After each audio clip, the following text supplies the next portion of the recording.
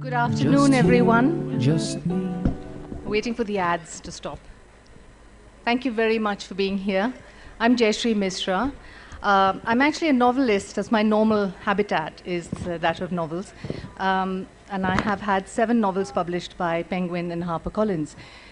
This was my first time as an editor, and it's been quite a journey.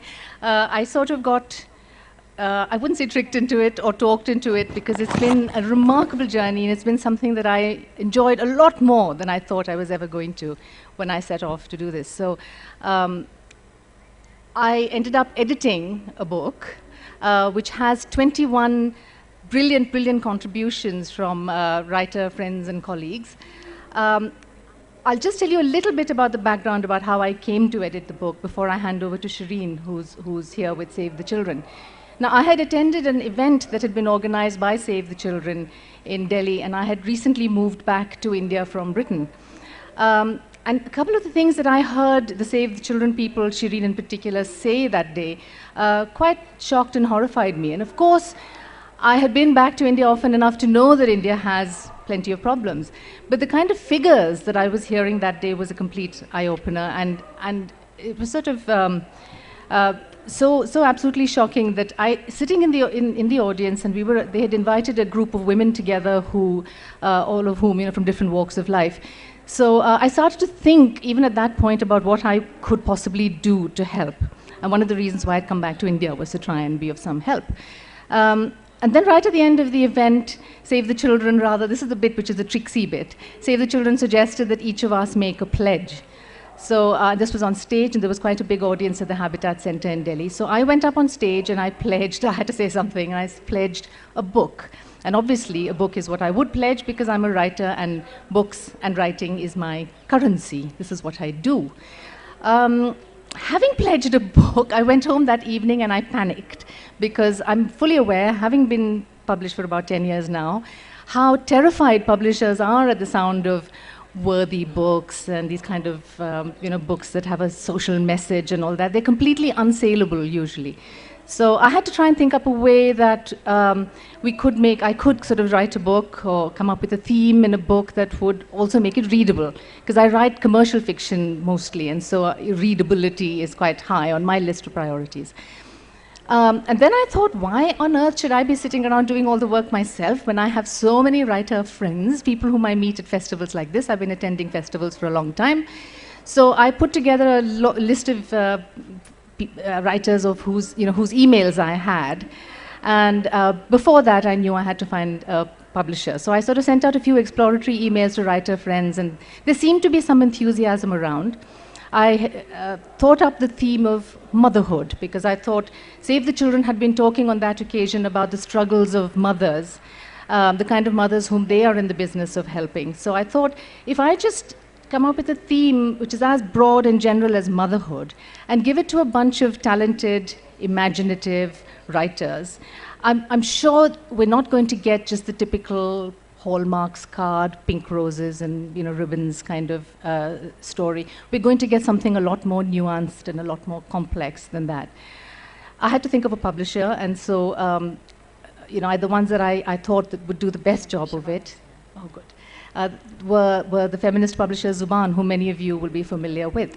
So I should really say that it's not. Given the theme of the book, which is motherhood, and I noticed there's a lovely statue at the other end of the stage quite fortuitously that seems to fit in with our theme as well. It wouldn't be wrong to describe this book as a much-awaited, much-anticipated baby.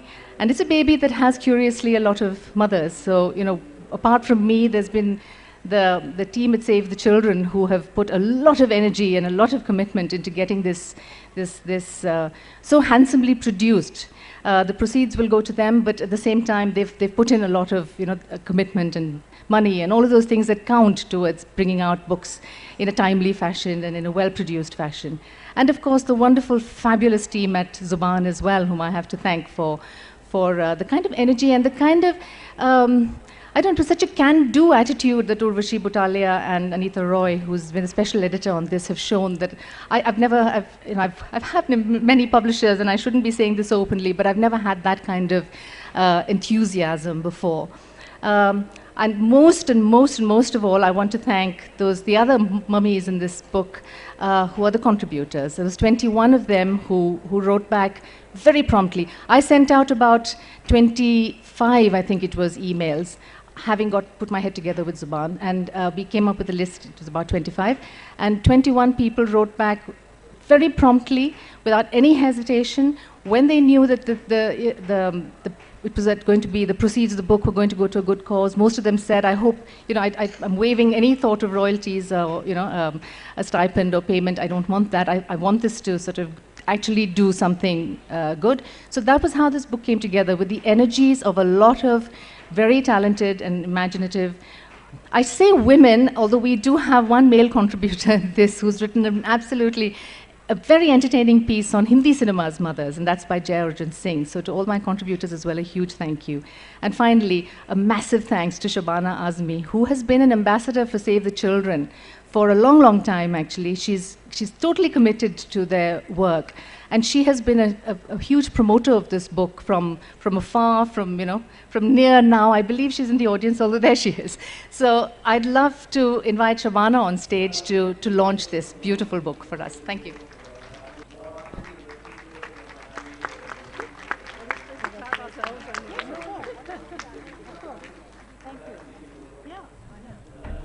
We have some of our contributors here in the audience, and I think they're all lined up here rather prettily. So can we have it's Kishwar Desai is the first one up. Tishani Doshi, Mridula Koshi, and Smriti Lamek. Aren't you coming up, Vaiju? Vaiju wrote under a pseudonym, but she said, it's fine, you can tell them it's my piece. So that's Vaiju Naraven, who's written under the pseudonym of Prabha Walker, a very empathetic and moving piece on abusive mothers. So that's... Someone said, I think it might have been Nora Ephron, that if you ever have I'm going to misquote her, but if you ever have a difficult job to do, just find a bunch of busy women. This project was a bit like that. I found the busiest women I could think of, and lo and behold, 9 months down the line, we have a book. Thank you. Thank you. Thank you. I'm really delighted with this book.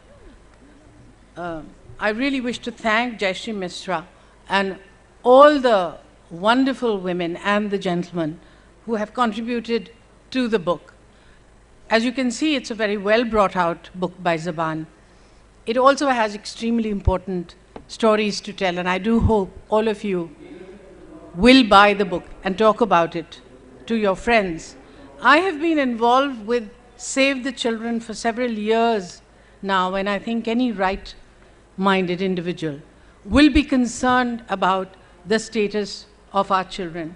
Even as India calls herself a global power and holds her head high in the world, it is a sorry state of affairs when we look at the statistics of our children.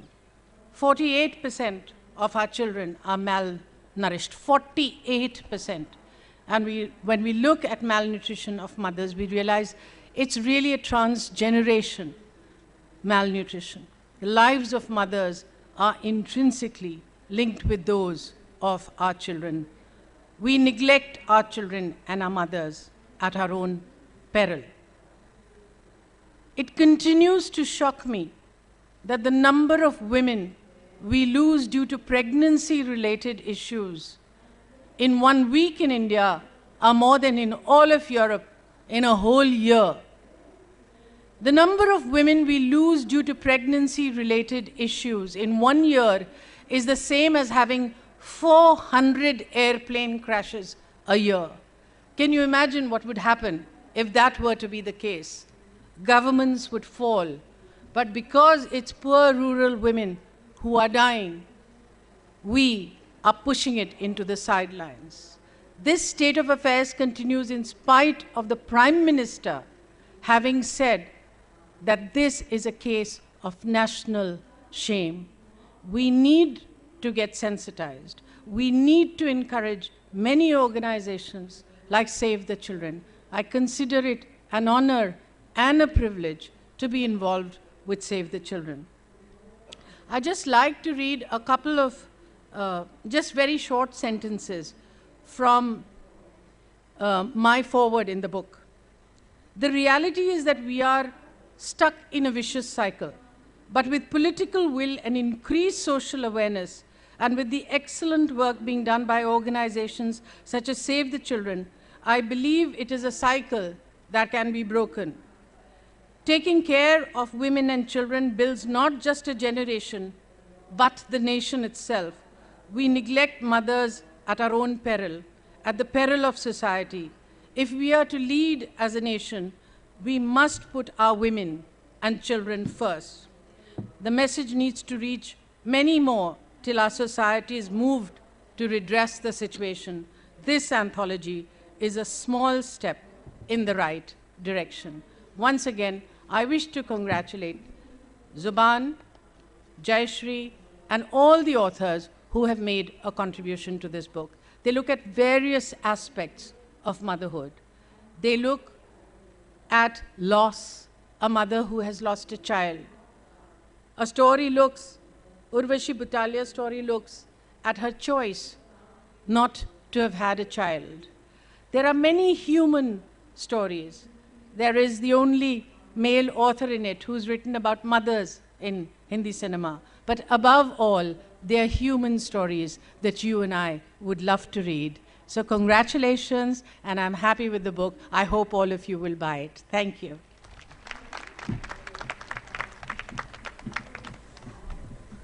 I think Shabana has spoken very eloquently about the book, and Jaishree, who I really want to thank, because as she said, she came to a Mother's Day event that we as Save the Children had organized about 2 years ago to bring kind of awareness to the fact that we still have nearly 2 million children who die every single year in India, about 50% of those in the first month of birth.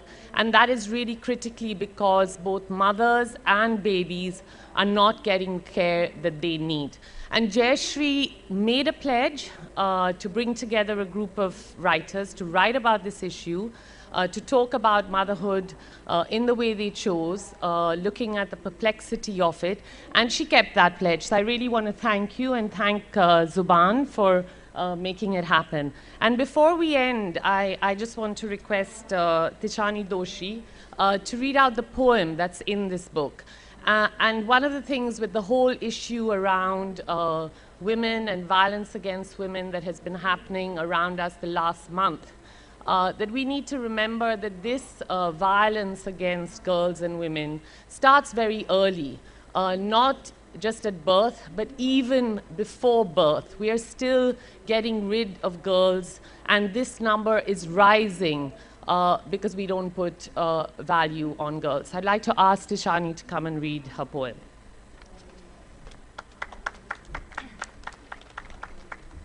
Thank you. This poem is called The River of Girls, and it's a tribute to India's many million missing girls.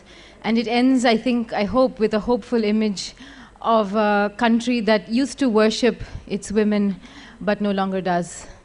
The River of Girls. This is not really myth or secret. This murmur in the mouth of the mountain where the sound of rain is born. This surging past pilgrim town and village well. This coin-thin vagina and acid stain of bone. This doctor with his rusty tools. This street cleaner. This mother laying down the bloody offerings of birth. This is not the cry of a beginning or a river buried in the bowels of the earth. This is the sound of 10 million girls singing of a time in the universe when they were born with tigers breathing between their thighs, when they set out for battle with all 3 eyes on fire, their golden breasts held high like weapons to the sky. Thank you very much. Thank you very much, Tishani. I'd just like to conclude. I'm Anita Roy. I work with Zuban. and I was the editor for this wonderful collection. It's an interesting collection, I think, because it's both got poetry, it's got fiction, and it's got non-fiction pieces in it. And each of the contributions brings a very different and very interesting new understanding about the whole relationship between mothers and their children. And I know a lot of you in the audience now will not be mothers, but we've all had a mother. So that's why we wanted to call it Mothers and Others, because we think that through this lens of motherhood, we're actually not just talking about parents, but we're talking about the human condition. And that's something which we all share.